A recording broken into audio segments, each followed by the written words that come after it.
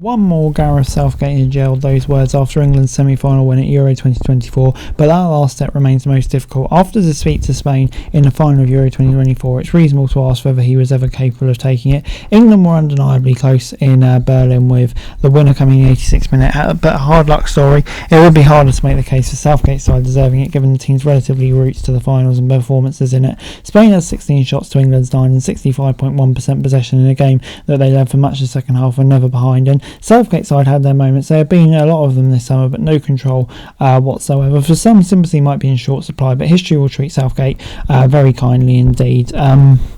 And won't take into account the conversations that you'd have thought. Take a step back, and Milan, who confirmed his departure just 2 days after the defeat to Spain, delivered far more than those before him. The memorable run to the World Cup semi-final, the first ever European Championship final, when only penalties separated England from glory. This first major final on foreign soil has many knockout stage victories as each manager combined before him. The quarterfinals, as far as Sven-Göran Eriksson made it with the golden generation, and further than Fabio Capello managed. So Bobby Robson and Graham Taylor endured failures to qualify, and Roy Hodgson suffered humiliation when he did. The Wolves was the world Southgate inherited. He was the company man in 2016, a safe pair of hands after the Sam Allardyce embarrassment. The anticipated steadying of the ship for Southgate to set England on a new course. His cultural reset achieved the impossible. For a time, he made England fun again. Others had done that too. Making play for England fun, that was new. Southgate managed it, reframing the national team experience for a new generation. It ended in disappointment again this time. It always does, but the Southgate era has all been about waistcoats and songs,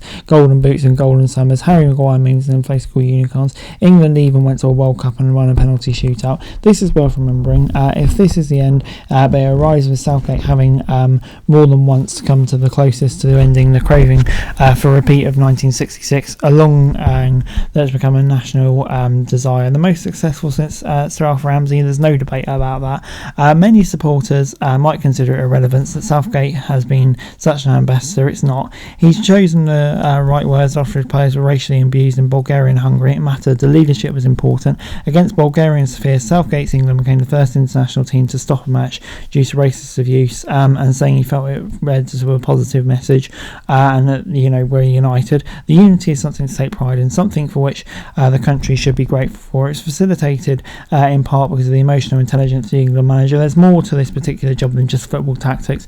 Unfortunately, there's more to it than statesmanship. On the eve of the final, one journalist out in Berlin lauded the manager by stating that if the team can play as well as he taught, they would be fine, but Southgate's responsible for both. He undoubtedly has experience and navigating the many challenges of the international job, but unlike many to have taken the role, there was always a sense that the period between the first and the last whistle was going to be the most difficult. Gary Neville has pointed out that Southgate's a veteran of tournament play, someone who's now seen a wide variety of scenarios played out. When individual matches have their own Wikipedia page, the scrutiny is intense. In that context, it's surprising to think that even after 8 years in the job, the bulk of Southgate's match experience has come from Middlesbrough, a job that he did almost 15 years ago, such as international football. The Switzerland game brought up his century for England. For comparison, Erik ten Hag will make that mark in just the second season. Russell Martin, just 38, will likely manage more senior games in total before the year's out. It might help to explain why the in-game management sometimes seemed to struggle. Southgate's a studious fellow. During his homework, the due diligence of a Ryder Cup captain,